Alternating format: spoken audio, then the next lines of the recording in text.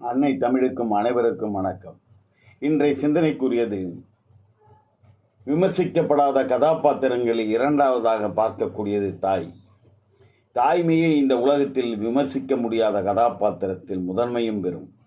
தாயில் சிறந்த கோயிலும் இல்லை, அன்னையும் பிதாவும் முன்னறி தெய்வம், தாயற்று போனால் சீரற்று போகும், ஈன்று புறந்தறுதல் எந்தலை கடனே, தாயைப் போல் பிள்ளை நூலைப் போல் சேலை, தாயை தண்ணித்துறையில் பார்த்தால் பிள்ளையை வீட்டில் பார்க்க வேண்டாம் என்றெல்லாம் சொல்லுவார்கள். இப்படிப்பட்ட தத்துவங்கள் எல்லாம், மூலப்பொருட்கள் எல்லாம், இந்த தொடர்களை எல்லாம் ஒவ்வொன்றும் ஆராய்ச்சி செய்தால் ஒரு நாட்கள் வேண்டும். அப்படிப்பட்ட சிறப்புக்குரிய தாய்மை பற்றி பேச்சாளர்கள் பேசுகின்ற மேடைகளிலே பார்க்கின்ற பொழுது விவேகானந்தர் முதல் அப்துல் கலாம் வரை, ஏன் ஒரு சாதாரண கூலி தொழிலாளி வரை வாழ்கின்ற ஒவ்வொரு மனிதனுடைய வாழ்வின் வளர்ச்சிக்கும் வீழ்ச்சிக்கும் தாய்மையே முதன்மை என்று நாம் சொல்ல முடியும். தாயினால் மட்டுமே தான் அதை நிவர்த்தியும் செய்ய முடியும். பட்டினத்தடிகளாரை விடவா தாய்மையை பற்றி பேச முடியும்? பட்டிலும் தொட்டிலும் ஆர் மீதும் தோல் மீதும் வைத்தென்னை காதலித்து கனகமுளை தந்தாலை இனி எப்பிறப்பில் காண்பேன் என்று கதறினான். துறவியால் கூட விட முடியாத ஒரு பந்தம் என்று சொன்னால் அது தாய்மை.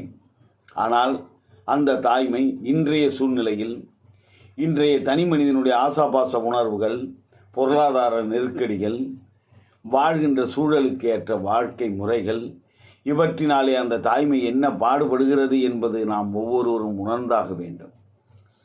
டிவி போடுவது என்றாலும், ஏசி போடுவது என்றாலும், ஃபேன் போடுவது என்றாலும், நாடகம் பார்ப்பது என்றாலும், அந்த சொற்களுக்கு இடையிலே அகப்பட்டு கொண்டு தாய்மை தள்ளாடுகிறது என்பதுதான் உண்மை.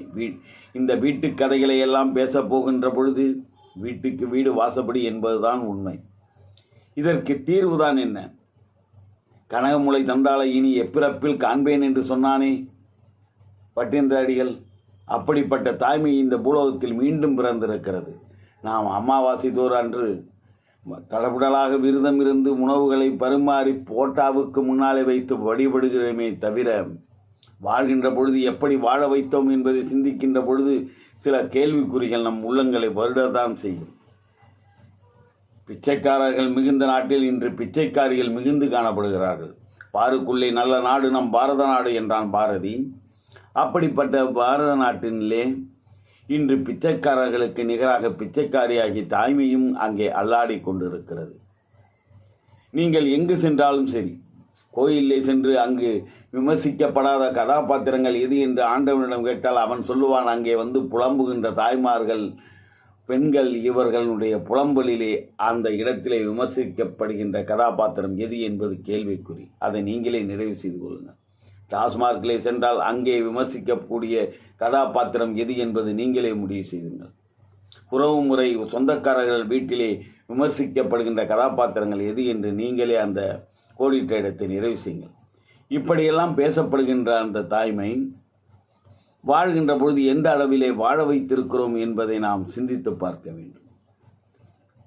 பாருக்குள்ளே நல்ல நாடு நம் பாரத நாடு என்று சொன்னானே பாரதி. அப்படிப்பட்ட சிறந்த இந்த பாரத நாட்டுக்குள்ளே தாய்மை என்பது எந்த அளவிற்கு நேசிக்கப்படுகிறது அல்லது வாழ்கிறது என்பதை நாம் எல்லாம் சிந்தித்து பார்த்து அந்த தாய்மையை வழிநடத்த வேண்டும். வாழ்கின்ற பொழுதாவது அந்த தாய்மையை சிறப்பாக வாழ வைத்து வாழ வேண்டும் என்று சொல்லி வாய்ப்புக்கு நன்றி கூறுகிறேன், முடிக்கிறேன். நன்றி, வணக்கம்.